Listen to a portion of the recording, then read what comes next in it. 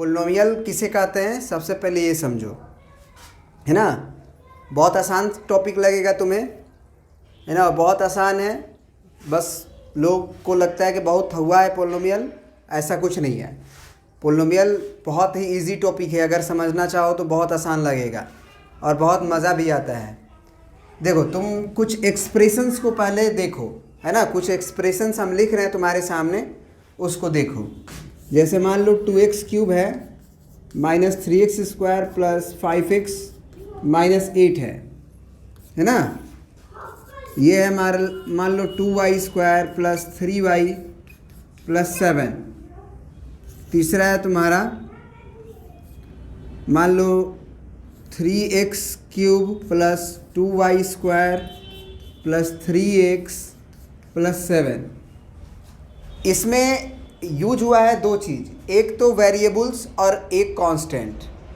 Variables किसे बोलते हैं और कांस्टेंट किसे बोलते हैं उसको देखो। जो x है, y है, z है, उसको हम लोग वेरिएबल्स कहते हैं। वेरिएबल्स का मतलब जिसका वैल्यूज़ बदल सकता है ना, जिसका वैल्यूज़ बदल सकता है।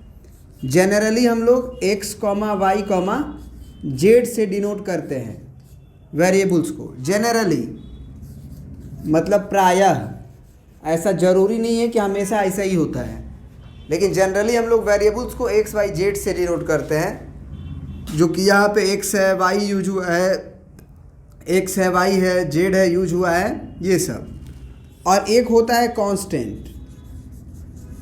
तो कांस्टेंट जो है तुम्हारा ये 2, 3 नज़र आ रहा है ना, 2 नज़र आ रहा है, -3 नज़र आ रहा है, 5 नज़र आ रहा है, -8 नज़र आ रहा है, ये सब कांस्टेंट कहलाते हैं। और कांस्टेंट को जनरली हम लोग ABC से भी डिनोट करते हैं, A, B, C, है ना। मतलब अंग्रेजी का जो शुरुआती लेटर्स हैं, जनरली शुरुआती लेटर्स हैं ABCD। शुरुआती ABCD जब पढ़ते हैं तो जो ABCD आता है उसको हम लोग जनरली कांस्टेंट को रिप्रेजेंट करने के लिए रखते हैं। और जो आखिरी लेटर्स होते हैं जैसे x है, y है, z है, t है, w है, ये सब, इसको हम लोग जनरली वेरिएबल्स के लिए यूज करने के लिए रखते हैं। तो जो पोलिनोमियल्स है उसकी पहचान कुछ इस तरह से की जाती है कि जो वेरिएबल्स यूज होंगे उनके पावर्स जो होने चाहिए होल नंबर होने चाहिए। यही बस पोलिनोमियल का पहचान है ना। पोलिनोमियल का क्या पहचान है कि जो वेरिएबल्स हैं उनके जो पावर होंगे, एक्सपोनेंट होंगे, वो होल नंबर होने चाहिए। तो नोट करके ये बात लिख लोगे, है ना। Power of variables that is x, y, z in each terms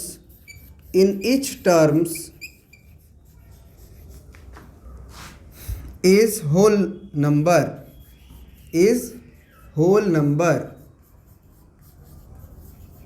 in numerator form, क्या है मतलब इस वर्ड का।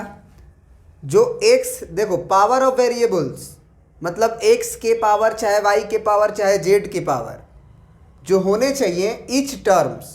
इसमें कितने टर्म्स हैं? 4 टर्म्स है। पहला टर्म, दूसरा टर्म, तीसरा टर्म, चौथा टर्म। इसमें कितने टर्म है? 3 टर्म्स हैं। पहला टर्म, दूसरा टर्म, तीसरा टर्म। इसमें 4 टर्म्स हैं, 1, 2, 3, 4।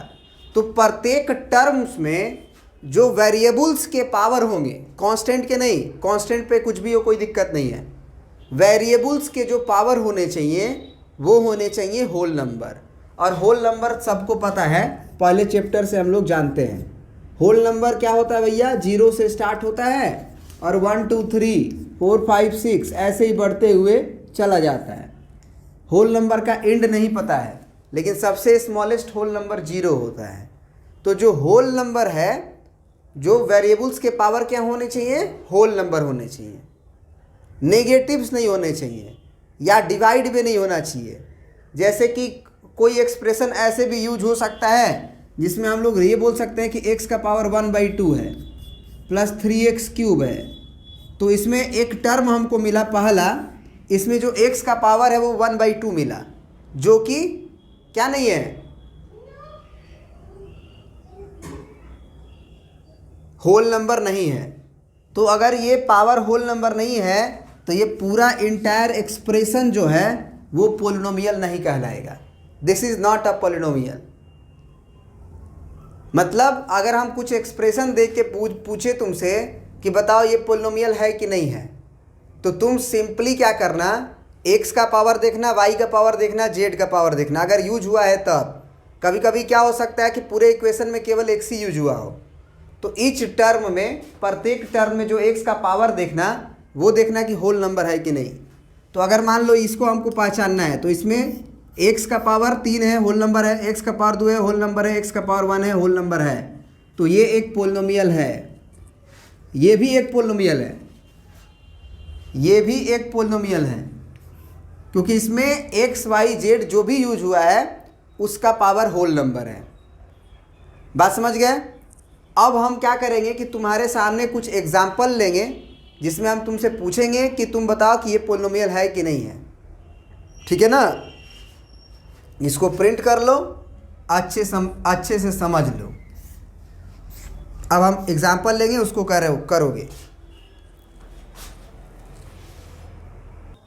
अब तुम्हारे सामने कुछ एग्जाम्पल्स लिखे गए हैं, इसमें आइडेंटिफाई करना है कि ये पोलिनोमियल है या फिर नहीं है। पहला बताओ, पोलिनोमियल है कि नहीं है? नहीं है। अगर हम बोले कि रीज़न बताओ, तो तुम बोलोगे कि सर हम इसको x लिख सकते हैं प्लस 1/x को हम क्या लिख सकते हैं, x का पावर -1। तो हमने क्या बोला था कि ईच टर्म में जो वेरिएबल्स है उसका पावर होल नंबर होना चाहिए, जबकि यहाँ पे x का पावर देखा जा रहा है तो -1 है, जो कि होल नंबर नहीं है। तो यहाँ लिख देंगे कि here this is not a polynomial, this is not a polynomial.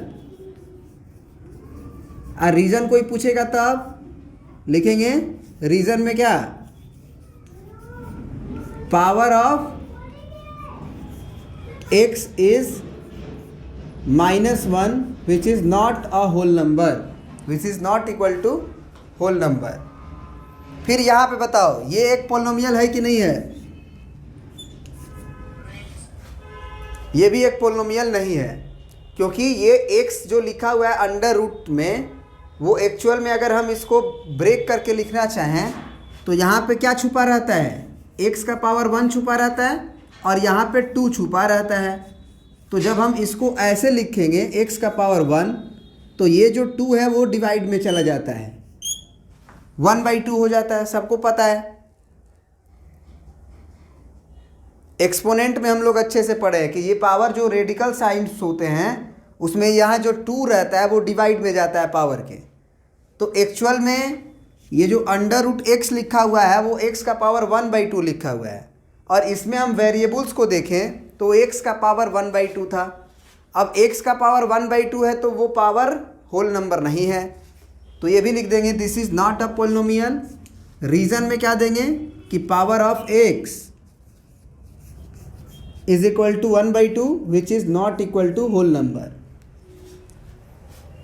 ठीक है? अब चलो मान लेते हैं तीसरा एग्जाम्पल। ये एक पोलिनोमियल है कि नहीं, ये वाला? ये भी नहीं है, क्योंकि हम इसको लिख सकते हैं क्यूब रूट ऑफ y का पावर 1, कुछ नहीं है तो y का पावर 1 -6। अब एक्चुअल में ये जो क्यूब रूट है उसको फ्री होने के लिए हमको y का पावर 1 लिखना होगा, और यहाँ जो 3 छुपा रहता है वो पावर के डिवाइड में जाता है ना। y का जो पावर है वो लिख देंगे, यहाँ जो छुपा रहता है वो पावर के डिवाइड में जाता है, तो y का पावर 1/3।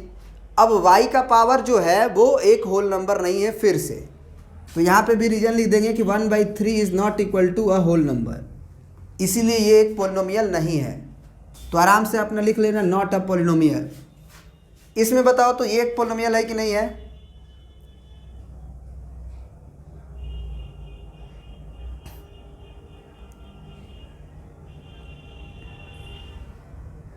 ये एक पोलिनोमियल नहीं है, क्योंकि बेसिकली अगर आप मान लो मल्टीप्लाई भी करते हो तो मल्टीप्लाई करोगे तो क्या आएगा, एक्स में एक्स का करोगे तो एक्स स्क्वायर आएगा, फिर एक्स का 3 में करोगे तो -3x आएगा, है ना।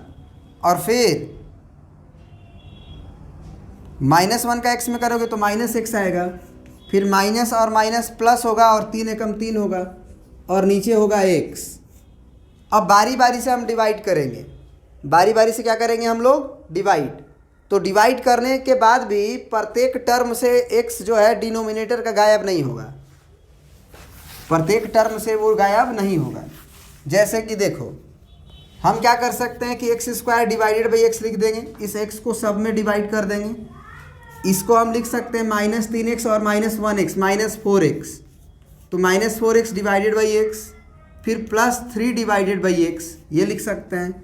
यहाँ तो एगो x कट जाएगा, यहाँ से भी x कट जाएगा, लेकिन यहाँ पे एक्चुअल में 3 इंटू एक्स का पावर जो 1 रहेगा वो ऊपर जाके -1 कर लेगा।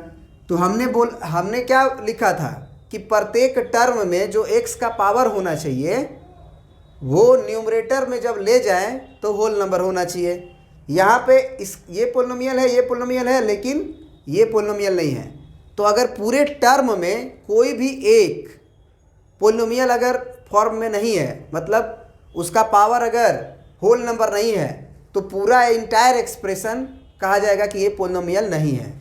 तो this is not a polynomial, not a polynomial. अब यहाँ पे देखो, यहाँ पे ये भी एक पोलिनोमियल नहीं है क्योंकि डिनोमिनेटर में x है। डिनोमिनेटर में x का मतलब जब उसको ऊपर लेके जाएंगे तो वो x + 2 का पावर -1 होगा। तो एक्चुअल में जो वेरिएबल्स है x, उस पे पावर क्या आया, निगेटिव। तो ये एग्जाम्पल हो गया, कुछ और भी एग्जाम्पल देते हैं हम खुद से, ठीक है। ये तो तुम्हारा RS अग्रवाल बुक का एग्जाम्पल था, कुछ और एग्जाम्पल हम देंगे, उसको समझो कि और बताना कि पोलिनोमियल है कि नहीं है। इसको पहले प्रिंट कर लो। अब तुम्हारे सामने कुछ एग्जाम्पल्स और हैं, ये बताओ ये पोलिनोमियल है कि नहीं है, क्यों नहीं है?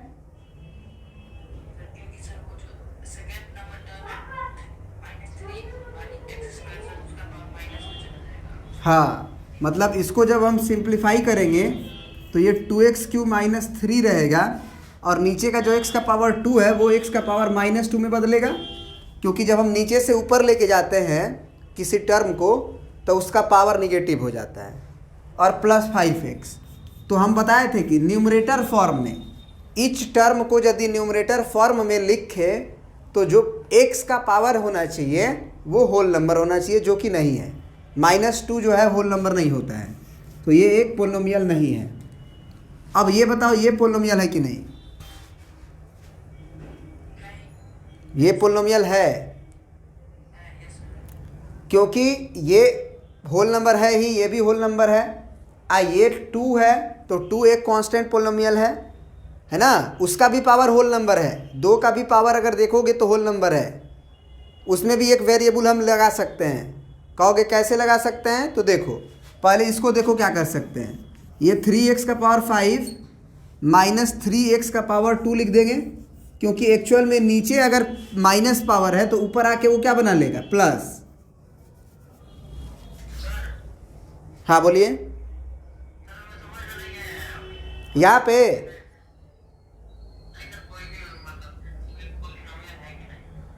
पहला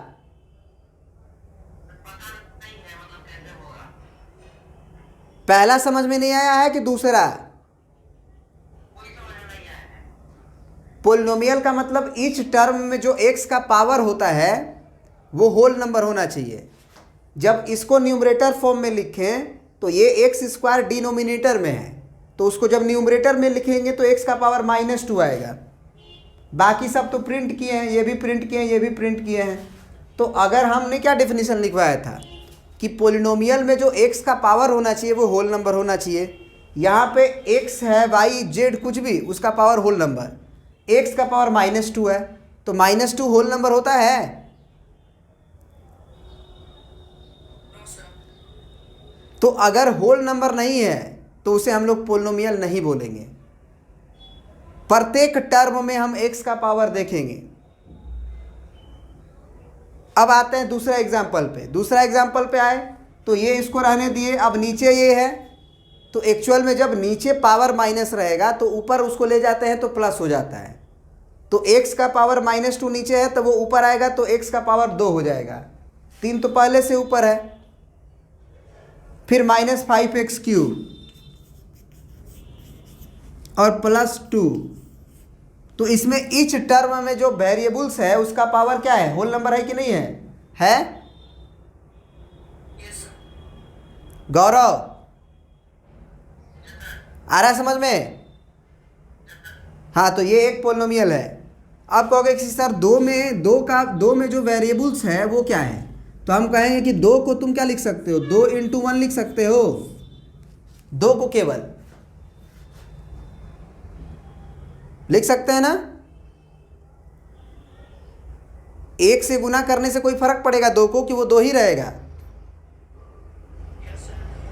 अब 1 को हम लिख सकते हैं क्या, 2 × x का पावर 0।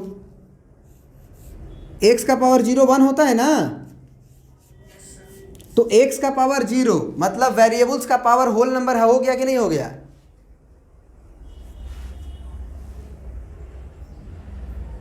जो x का पावर है वो 0 है, तो 0 एक होल नंबर होता है। तो वेरिएबल्स का पावर होल नंबर होना चाहिए इच टर्म में। तो कहीं भी कर कांस्टेंट भी रहे तो वो एक पोलिनोमियल कहलाएगा, क्योंकि उसमें भी हम x का पावर 0 जनरेट कर सकते हैं। अब आते हैं, मान लो हम तीसरा नंबर एग्जाम्पल पे आते हैं, देखते हैं कि ये पोलिनोमियल है कि नहीं। बताओ, तुम लोग बताओ कैसे पोलिनोमियल है। तो सबसे पहले हमको क्या होना चाहिए, रेडिकल से फ्री होने आना चाहिए। अब रेडिकल से फ्री कैसे हो, तो हम इसको लिख सकते हैं 5x³ और ये जो 6th रूट ऑफ x का पावर 12 है उसमें हम सिर्फ x का पावर 12 लिखेंगे। और यहाँ जो 6 छुपा है उसको कैसे फ्री होते हैं, तो जो पावर है उसके डिवाइड में चला जाएगा ये 6, तो 12/6 हो जाएगा बस। तो ये फ्री हो जाता है।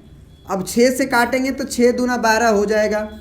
अब 2 आ गया एक्चुअल में पावर, तो 5x³ प्लस x का पावर 2 हो गया -5x + 7। तो इसको देखें, इसमें इच टर्म में जो वेरिएबल्स यूज हुआ है x, उसका पावर जो है 3 है, 2 है, 1 है, यहाँ हम 0 लिख सकते हैं। तो वेरिएबल्स का पावर होल नंबर होते ही सारे टर्म में अगर वेरिएबल्स का पावर होल नंबर है तो वो एक पोलिनोमियल कहलाएगा। ये देखो, ये भी देखने में लगता है कि पोलिनोमियल नहीं है, लेकिन पोलिनोमियल है। जब हम क्या करेंगे कि x² से डिवाइड करना है तो इसके ईच टर्म को डिवाइड कर देंगे। मतलब कि 5x का पावर 4 डिवाइडेड बाई x², फिर +3x³ डिवाइडेड बाई x², फिर -2x² डिवाइडेड बाई x²। तो अब अगर हम डिवाइड करें तो यहाँ पे x का पावर 2 है, यहाँ का x का पावर 4 है, तो एक्चुअल में x का पावर कितना आएगा, यहाँ 2 आएगा ना। 4 में से 2 घटेगा, पावर बेस सेम रहने पे घटता है ना, तो x का पावर 2 हो जाएगा। यहाँ पे आपका शायद 3 था, यहाँ पे पावर 3 है, यहाँ 2 है, तो +3x हो जाएगा, क्योंकि 2 को कट जाएगा, 3 ठो x है तो, और उधर तो पूरा x² से x² कट जाएगा, तो -2 बचा। अब ये भी क्या है, प्रत्येक टर्म का जो x का पावर है वो एक होल नंबर है, तो ये भी पोलिनोमियल हो जाएगा। बात समझ में आई? तो पोलिनोमियल आइडेंटिफाई करने आ जाएगा ना, उसको सिंप्लीफाई करके लिखने के बाद प्रत्येक टर्म में x का पावर देख लेना कि होल नंबर है या नहीं है। अगर होल नंबर है तो वो पोलिनोमियल होगा, होल नंबर नहीं है तो वो पोलिनोमियल नहीं होगा। अब आता है अगला बात कि जो पोलिनोमियल है उसको हम डिग्री के हिसाब से नामकरण करते हैं, जैसे linear polynomial, quadratic polynomial, cubic polynomial, by quadratic polynomial. तो एक डिग्री के हिसाब से, तो एक वर्ड आया कि डिग्री क्या होता है। तो अब हम लोग पढ़ेंगे कि पोलिनोमियल का डिग्री क्या होता है। अगला हेडिंग होगा हमारा डिग्री ऑफ पोलिनोमियल। चलिए इसको प्रिंट कर लीजिए। चलिए अगला हेडिंग डालिए डिग्री ऑफ पोलिनोमियल। लिखोगे द हाईएस्ट पावर ऑफ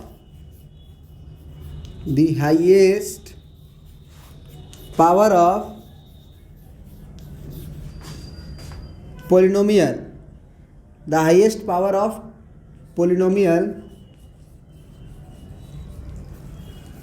या ऐसे लिख दो the highest power of variables, ऐसे ही लिखो the highest power of variables in a polynomial is called degree।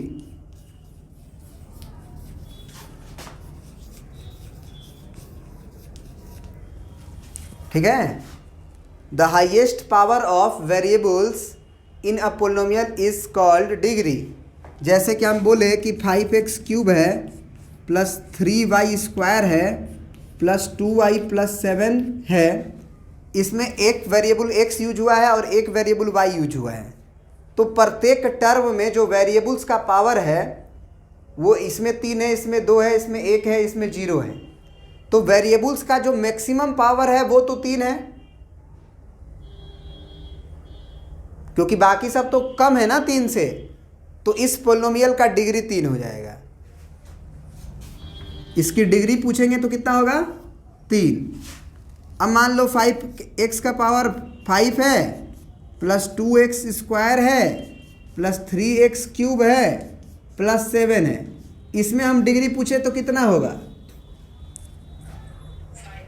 5 होगा, क्योंकि सबसे मैक्सिमम पावर 5 है। अब मान लो ये है -2x³ plus 3x minus 8x का पावर 8 प्लस 7, इसमें डिग्री क्या होगा 8 होगा। बीच में भी हो सकता है डिग्री, मतलब पूरे इंटायर एक्सप्रेशन में पहले हम डिग्री को देखेंगे और फिर देखेंगे कि सबसे मैक्सिमम कौन है। इसमें बताना तो 3 ऐसे लिख देते हैं, मान लो 3√x plus x³ plus 7x, इसमें डिग्री बताओ। इसमें डिग्री होगा ही नहीं, क्योंकि ये पोलिनोमियल है ही नहीं। सबसे पहले वो पोलिनोमियल होना चाहिए, डिग्री की बात तब उठेगी। The highest power of variables in a polynomial, मतलब उसको पोलिनोमियल होना पड़ेगा, पोलिनोमियल होने के बाद डिग्री होगा। समझ में आ रहा है? तो यहाँ पे जो x का पावर देख रहे हैं वो तो 1/2 है ना, क्योंकि यहाँ 1 छुपा है, तो 1 छुपा है, यहाँ 2 छुपा है, ये 3 बाहर है, याद रखना, नहीं तो वो ऐसे लिखा रहता। यहाँ पे ऐसे लिखा है मतलब 3 बाहर है, तो 3 × x का पावर 1/2 हो गया। तो ये सबसे पहले तो पोलिनोमियल है ही नहीं, तो पोलिनोमियल नहीं है तो डिग्री का बात ही नहीं होगा, डिग्री नॉट डिफाइंड बोलेंगे। डिग्री के लिए बात क्या बोलेंगे, degree not defined, degree not defined. तो एक बात और भी सीखे हम लोग कि डिग्री होने के लिए पहले पोलिनोमियल होना पड़ेगा। आ रहा है बात समझ में? अब ये तो हो गया डिग्री की बात। अब जो है पोलिनोमियल जो होता है वो इन 1 वेरिएबल भी होता है, इन 2 वेरिएबल भी होता है, इन 3 वेरिएबल भी होता है। तो पोलिनोमियल कितने वेरिएबल्स में है उसको ज़रा देखते हैं, है ना। बस कहानी सुन लो। अगर पूरे एक्सप्रेशन में, पूरे पोलिनोमियल में केवल x यूज हुआ हो हर एक जगह, तो उसे हम लोग बोलेंगे पोलिनोमियल इन 1 वेरिएबल। x के साथ साथ y भी यूज हुआ हो तब बोलेंगे कि पोलिनोमियल इन 2 वेरिएबल। मतलब 2 को वेरिएबल अगर यूज हो जाए, चाहे xy, चाहे xw, चाहे xz, चाहे tx, तो 2 वेरिएबल बोलेंगे। और 3 ठो यूज हो जाए तो पोलिनोमियल इन 3 वेरिएबल्स बोलेंगे। फॉर एग्जाम्पल मान लो ये है 5x² plus 3x plus 2y, बस इतना ही है। इसमें कै गो वेरिएबल यूज हुआ है? कुछ लोग को 3 गो नज़र आता होगा, e x² फिर x और y ना, 3 गो नहीं, 2 ठो है। x है और y है, बस x ही ने यूज हुआ है वेरिएबल्स में, भले उसका स्क्वायर हुआ हो तो क्या। बात समझ गए? तो ये पोलिनोमियल कहलाएगा कितने वेरिएबल में? पोलिनोमियल इन 2 वेरिएबल।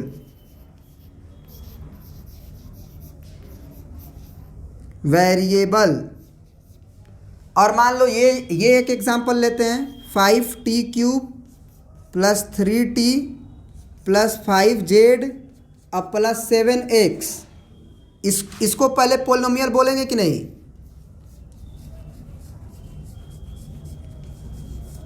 बोलेंगे, क्योंकि जो t वेरिएबल यूज हुआ है उसका पावर 3 है, 1 है, फिर z का भी पावर 1 है, x का भी पावर 1 है, तो ये पोलिनोमियल है। लेकिन कितने वेरिएबल में है? तो t है, z है, x है, तो 3 वेरिएबल है। पोलिनोमियल इन 3 वेरिएबल्स। चलो इसको बताओ तो, ये कितने वेरिएबल्स में पोलिनोमियल है? 2 वेरिएबल है, एक x यूज हुआ है और एक y यूज हुआ है, तो ये 2 वेरिएबल में पोलिनोमियल कहलाएगा। पोलिनोमियल इन 2 वेरिएबल, इसको बताओ तो।